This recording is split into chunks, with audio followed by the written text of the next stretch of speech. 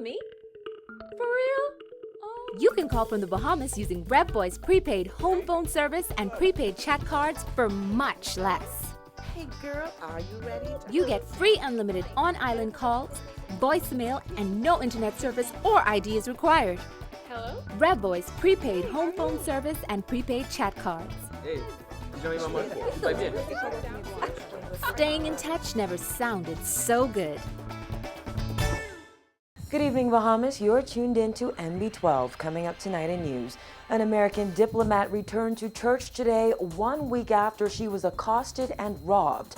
And she wasn't alone. A grandmother shot last month continues to fight for her life. Why a former F&M MP believes the party is now ineffective. Plus, a local dance group adds Latin flavor to independence celebrations. Those stories and much more on the way. Happy Father's Day. I'm Vonique Toot, and NB12 Weekend starts now.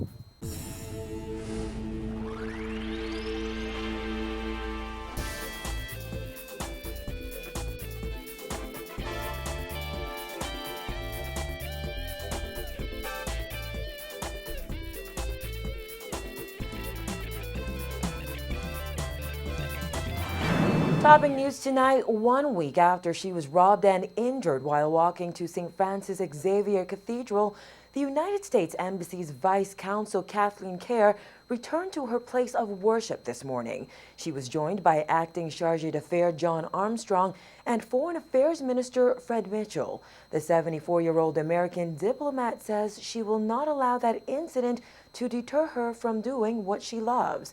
Paige McCartney reports.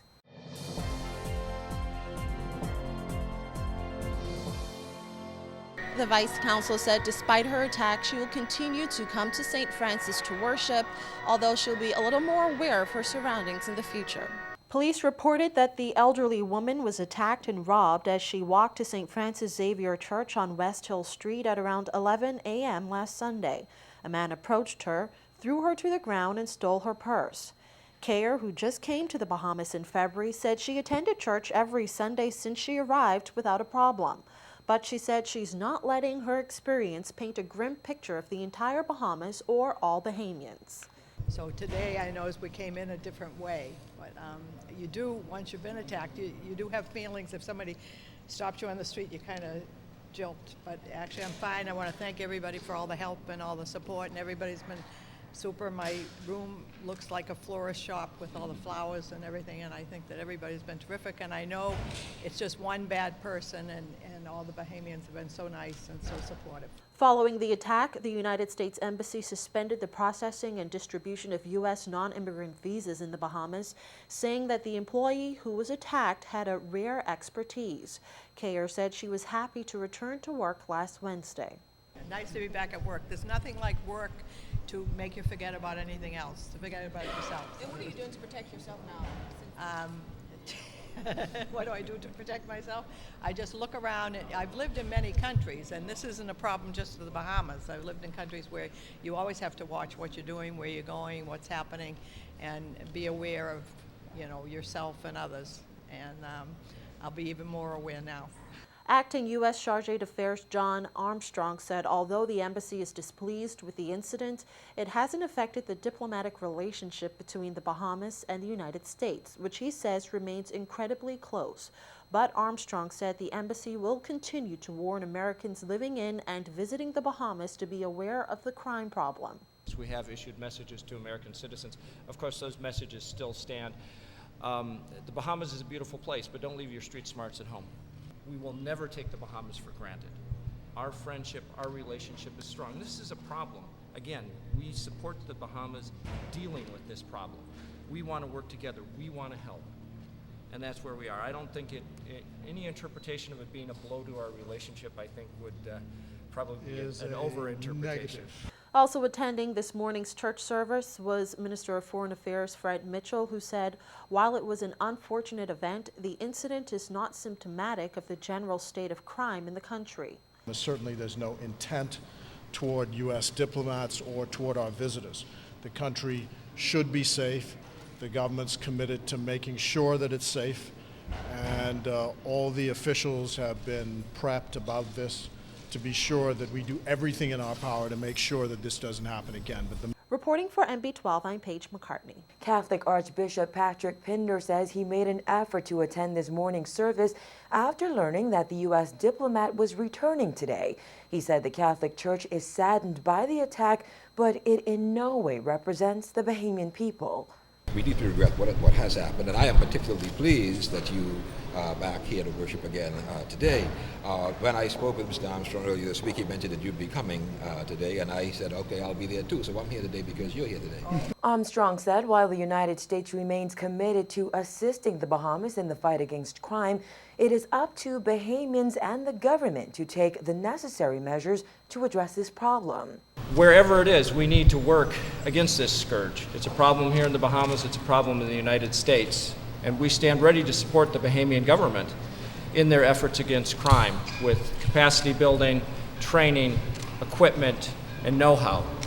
That being said, as we all know, and I'd be amiss not to say this, the main responsibility is the will of the Bahamian government. The Bahamas are an independent country, and the Bahamian government is responsible for what happens here. Again, we stand ready to fully support and help in any way we can. And More than 2 weeks after armed robbers invaded her home and shot her in the neck, a 69-year-old grandmother is clinging to life in Princess Margaret Hospital's intensive care unit. New details have emerged tonight about her condition and the extent of her injuries. From she presented to the hospital, she has remained in the intensive care unit. And I think our prayers and our support will need to go out to her and her family. But she is facing a huge struggle simply to survive. On the morning of May 31st, 3 men reportedly broke into the Polima Street apartment the 69-year-old victim shared with her son and 2 grandsons. They stole thousands of dollars worth of items before shooting her in the neck. A blood-soaked raincoat left on her bedroom floor spoke volumes of what cardiovascular surgeon Dr. Dwayne Sands called a heinous crime and a horrible injury.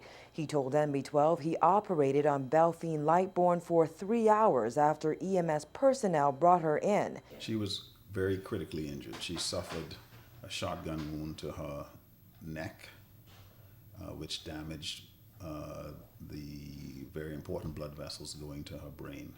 To make matters worse, Sands says Lightbourne suffered a stroke while in hospital. He says a team of doctors and healthcare professionals has been working around the clock to keep her alive. She has had a collaborative approach whereby she has had a subsequent procedure by our neurosurgeon, Dr. Ikadidi, and people know him as Dr. Magnus. She has had other procedures done by other physicians and cared for in the intensive care unit at the Princess Margaret Hospital. He expressed hope that those responsible would be brought to justice. Police announced one day after the home invasion and shooting that they arrested 4 people in connection with that crime. However, head of the Central Detective Unit, Superintendent Paul Roll, told NB12 today they have released those people pending further investigations. He says police are now searching for 2 suspects. Still to come, local businesses to benefit from an exigency order for flood victims.